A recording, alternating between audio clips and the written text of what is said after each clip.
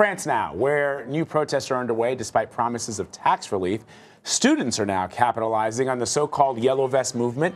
They started fires and blocked school entries while demanding changes to education reforms. This latest outrage comes despite French President Emmanuel Macron vowing to make major changes to help businesses, unions, and workers.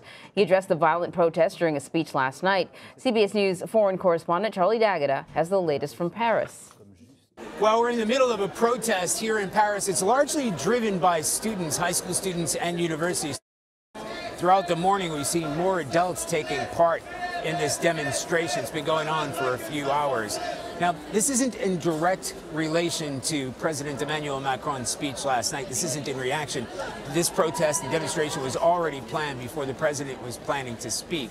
But it is in relation to the Yellow Vest protest that President Macron had addressed in his speech. He said things last night that he was going to increase the minimum wage, that he was going to cut taxes on pensions for the elderly and the retired. Of course, these are students. It has nothing to do with them. They're protesting about student reforms, especially at the university level.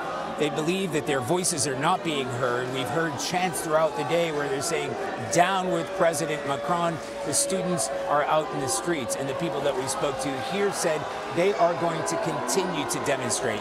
Not just student protests like this, but joining the Yellow Vest protests, which again are scheduled to take place as regular this Saturday, despite President Macron's speech in trying to make some of this anger, all of this anger, go away. Charlie D'Agata, CBS News, Paris.